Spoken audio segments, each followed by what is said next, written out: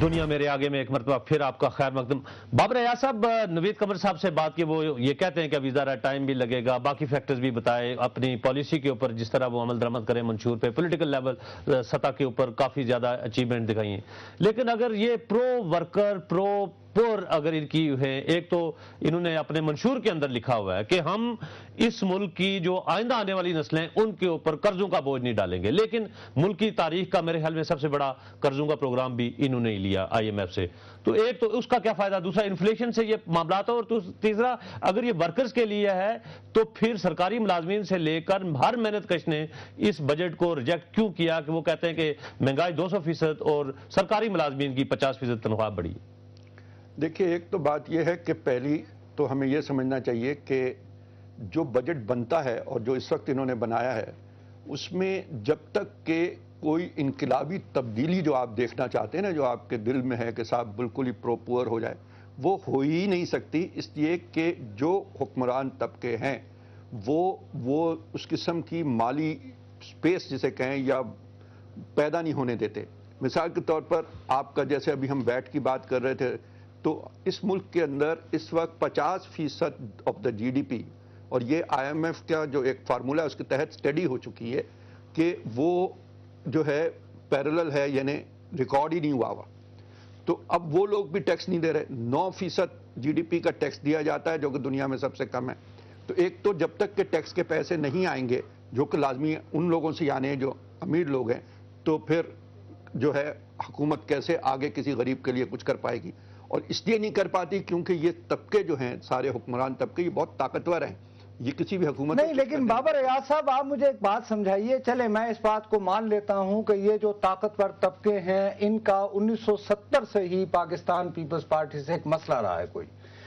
لیکن مجھے آپ یہ بتائیے، مگر پیپلز پارٹی میں بھی ہے نصرت یہ جی ایگزیکٹلی نا، لیکن ہوتا یہ ہے کہ دیکھیے میں جو فیل گڈ فیکٹر کی بات کر رہا ہوں، اور آپ یقیناً بابر صاحب مجھ سے بہت زیادہ جانتے ہیں، کراچی کے کسی سیٹھ کے گھر چلے جائیے، شام میں بیٹھیے گپ شپ لگائیے، کسی پارٹی میں چلے جائیے، آپ کو یہ ملے گا ارے صاحب یہ تو کرپشن کا بازار گرم ہے، وہ فلاں بندہ فلاں کا فرنٹ مین ہے، فلاں وہ فلاں بینک کا وہ یہ لگا ہوا ہے، ایسی کہانیاں مثلاً ہم مشرف صاحب کے زمانے میں اتنی نہیں سنتے تھے، مثال کے طور پر ہو سکتا ہے کہ اس سے زیادہ ہو، لیکن نواز شریف صاحب کے زمانے میں بھی کبھی کبھار ایسا روز وغیرہ کی گفتگو ہو جایا کرتی تھی، لیکن یہاں تو یہ ہے کہ سر کسی دکاندار سے بات کریں، بولٹن مارکیٹ سے لے کر وہاں چلے جائیں، وہ کہیں گے صاحب وہ فلاں فلاں کا فرنٹ مین ہے، فلاں فلاں بینک کا ہے، فلاں فلاں کا ہے، تو یہ اس میں کوئی سازش تو نہیں ہو سکتی نا، یہ کچھ نہ کچھ تو ریالٹی ہوگی، تو پھر کیسے فیل گڈ فیکٹر آئے گا؟ جو فیل گڈ فیکٹر ہے وہ تو ویسے بھی جو ہے، آپ تھوڑی دیر پہلے جیسے نوید قمر صاحب سے بات کر رہے تھے، وہ اس ملک میں ابھی بہت دنوں تک آنے کی ممکن نہیں ہے۔ اس کے دو بڑے فیکٹر ہیں، ایک تو ہم سب آپ جانتے ہیں کہ اس ملک میں دہشت گردی کے خلاف جو جنگ ہو رہی ہے وہ اس قدر ڈپریسنگ ہے کہ ابھی تو مطلب جیسے کہتے ہیں نا کہ we are living in depressing times. دوسری چیز یہ ہے کہ کیا کہتے ہیں، ہر وقت آپ کے ہاں اور ہر جگہ ٹی وی کے اوپر یہ ہوتا ہے کہ صاحب حکومت جانے والی ہے، تو جب حکومت جانے والی ہے تو لوگ ویسے ہی محسوس کرتے ہیں یار اچھا پھر کیا ہوگا، تو ایک انسرٹینٹی ہے۔ دو باتیں یہ ہو گئیں۔ تیسری بات یہ ہے کہ فیل گڈ فیکٹر جو کرپشن کا اور گورننس کا آپ کہہ رہے ہیں، یہ آپ بالکل صحیح کہہ رہے ہیں، گورننس بہت پور ہے، اور اس میں اس حد تک گڑبڑ ہو رہی ہے کہ اب جیسے کہ پروونسز کے پاس زیادہ فنڈ گئے ہیں اور جو جانے بھی چاہیے تھے، سب کچھ صحیح ہے جو نوید قمر صاحب نے کہا، ہم ہمیشہ کہتے رہے کہ پروونسز کو حق دیا جائے ان کا، اور اب جا رہے ہیں، مگر پروونسز میں اس سے کیپیسٹی نہیں ہے ان کو چلانے کی۔ کیپیسٹی کی تو حالت یہ ہے کہ کب سے ہے، یہ مجھے یاد ہے شوکت عزیز صاحب کے دور کے اندر میں نے کچھ فگرز دیکھے تھے، تو جو وہ بڑے بڑے اعلان کرتے تھے نا یہ ڈیولپمنٹ بجٹ کا کہ 400 بلین ہو گیا، یہ ہو گیا، تو میں نے کہا بھائی یہ تو جب آپ کے پلاننگ کمیشن سے پتہ چل رہا ہے کہ یہ تو 60% بھی خرچہ نہیں ہوا، تو اس کا مطلب ہماری بیوروکریسی اتنی انیفیشنٹ ہو گئی ہے۔ بالکل انیفیشنٹ ہے۔ نوید قمر صاحب ہیں اور ان سے ہم پوچھیں گے، نوید صاحب ایک چیز آپ کو بتا دوں کہ آپ دیکھیے پیسہ خرچ کرتے ہیں تو اسی میں سے یہ لوگ جو ہے کرپشن بھی کرتے ہیں اور کھاتے ہیں۔ ٹھیک ہے، کرپشن میں بھی انیفیشنٹ ہو جائے تو ہم آپ کیا کر لیں گے؟ تو کیا کر لیں گے؟ اچھا نوید قمر صاحب، لوگ یہ کہتے ہیں کہ جو عام ماہرین بھی کہ پیپلز پارٹی کے اکنامک ویژن ہی نہیں ہے، 4 بجٹ کے اندر اسحاق ڈار صاحب، اس کے بعد آپ خود آئے، پھر اس کے بعد شوکت ترین صاحب آئے، اور پھر یہ چوتھے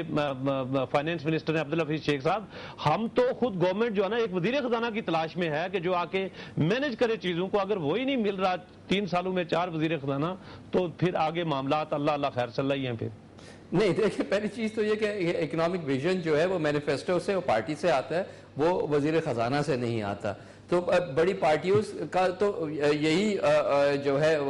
یہ تو ہے نا نوید قمر صاحب، یہ تو ہے نا کہ آپ نے قرضے نہیں لے رہے، پرومس کیا ہوا آپ نے، ساؤنڈ ڈیٹ پالیسی کے نام پہ آپ نے کہا ہے کہ ہم قرضے نہیں لیں گے، لیکن کتنے قرضے لیے آپ نے؟ تو ویژن تو آپ کا آ گیا نا پارٹی کی طرف سے، گورنمنٹ کی طرف سے. ابھی انفیئر بات آپ کر رہے ہیں. جب آپ ایک اوور ہینگ ڈیٹ کا لے کے آئیں گے، ڈیفیسٹ آپ کا 9% پہ تھا. یہ پاکستان کیا، مجھے تو دنیا میں کہیں یہ بات نظر نہیں آتی کہ آپ 9% سے سڈنلی اس کو 4% پہ لے کے آئیں اور پھر بھی آپ کہیں کہ جی نہیں آپ نااہل ہیں. یہ تو زیادتی کی انتہا ہوتی ہے. اب یہ نا آپ کوئی بھی نہیں پوچھتا نا، آپ تو زیرو سے سٹارٹ کرتے ہیں کہ جی اب آپ کو یہ ایک کورا کاغذ ملا یہاں سے شروع کریں. ایسا تو نہیں ہوتا. اکنامک پالیسی تو کنٹینیوٹی میں آتی ہے. قمر صاحب جب یہ مینیفیسٹو بنایا اس وقت، اس سے پہلے آپ کو ملک کی فائنینشیل کنڈیشنز کا آپ کو پتا تھا؟ آپ کو ہمارے پروگرام کے فارمیٹ مینیفیسٹو ہوتا ہے جو intent, economic intent of the policy. بالکل ٹھیک. اچھا نوید صاحب، آپ کو ہمارے اس پروگرام کا فارمیٹ پتا ہے؟ ہم اس میں سر لائیو کالز بھی لیتے ہیں. مجھے بتائیں. اچھا نہیں، وہ کال ڈراپ ہو گئی، سوری. میں جو آپ سے بات کروں گا نوید صاحب، بات یہ ہے کہ یہ بات بابر صاحب بھی مان رہے ہیں کہ سچا یا جھوٹا یہ پرسیپشن ہے کہ کرپشن اور بیڈ گورننس، اور لوگ یہ کہتے ہیں